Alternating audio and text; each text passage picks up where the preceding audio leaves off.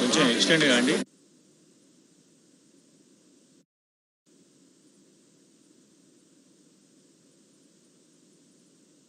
ఉదయం 5:43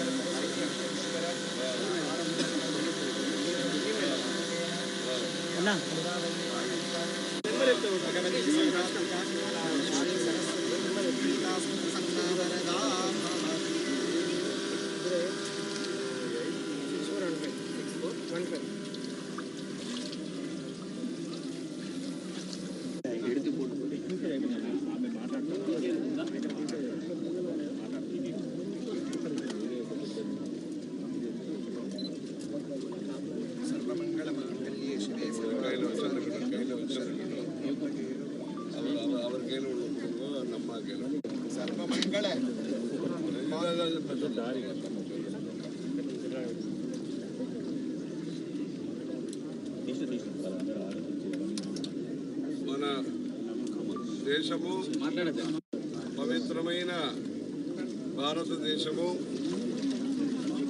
ఏషధర్మ సనాతన అని చెప్పి ఈ ప్రాచీనమైన సనాతన ధర్మంలో భగవంతుణ్ణి మనం అనేక స్వరూపంలో పూజన చేస్తున్నాము.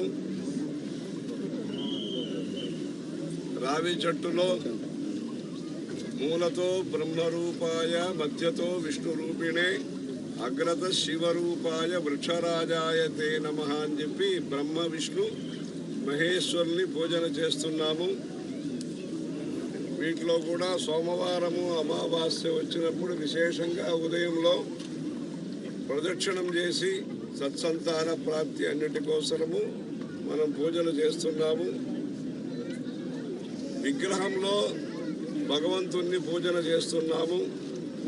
విఘ్నేశ్వరుడు, శివుడు, అమ్మవారు, సూర్యుడు, మహావిష్ణు, సుబ్రహ్మణ్య స్వామి ఇట్లా అనేక దేవతామూర్తుల్ని సప్తమాతృక బ్రాహ్మీ, మాహేశ్వరీ చైవ కౌమారీ వైష్ణవీ తథా వారాహి చ తథేంద్రాణి చాముండా సప్తమాతరః అని చెప్పి మాతృకా దేవతల్ని మనం సప్తమాతృకల్ని పూజలు చేస్తున్నాము. గ్రామంలో అనేక గ్రామాల్లో సప్తమాతృకా దేవస్థానాలు, అమ్మవారి గుళ్ళు ఉంటాయి.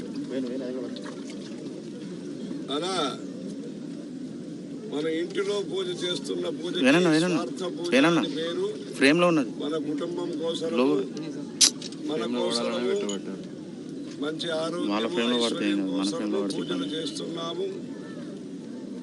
గుడిలో పూజ చేసేది పరార్థ పూజ అంటారు. పరార్థ పూజ అంటే ప్రజలందరి కోసము, ప్రతి గ్రామంలో ఉండే గుడిలో పూజ చేస్తున్న లాభము, దాని యొక్క ఫలితము అక్కడ ఉండే ప్రజలందరికీ కూడా, ప్రజలు మాత్రమే కాదు, ఆవులు మేకలు అందరికీ కూడా షన్నో అస్తు ద్విపదేశం చతుష్పదే అని చెప్పి 2 కాలు ఉండే వాళ్ళకి 4 కాలు ఉండే వాళ్ళకి అందరికీ కూడా సుఖము, శాంతి, ఆరోగ్యము, సుముఖత అన్ని కలుగుతుంది. ప్రకృతి, చెట్టు, తీగ అన్నిటికీ కూడా మంచిది కలుగుతుంది. అలాంటి పరార్థ పూజ కోసము ఆ రోజుల నుంచి మన శాసకులు అక్కడ నిత్యము ధూప దీప నైవేద్యాలు జరగాలి, వేద పారాయణం జరగాలి, పురాణ ప్రవచనం జరగాలి అని చెప్పి ఏకాదశి దేనికోసం మనం ఉపవాసం చేస్తున్నాము, షష్ఠి సంతాన ప్రాప్తి కోసం ఎందుకు పూజలు చేస్తున్నాము, చతుర్థి వ్రతం ఎందుకు చేస్తున్నాము, మాస శివరాత్రి ఎందుకోసం చేస్తున్నాము, ఈ వివరాలన్నీ కూడా చెప్పడానికి ప్రతినిత్యము పంచాంగ శ్రవణం చేయించి ఇప్పుడు కూడా తిరుమల వెంకటేశ్వర స్వామి గుడిలో ప్రతినిత్యము పంచాంగ పఠనం చేస్తున్నారు. అక్కడ పంచాంగం చదివి ఆ రోజుకి ఆ రోజు ఏమి కానుకలు వచ్చినాయి ఇవన్నీ కూడా భగవంతుడికి నివేదన చేయటం అవుతుంది. అలా పంచాంగం అనేది నిత్యం వినాలి.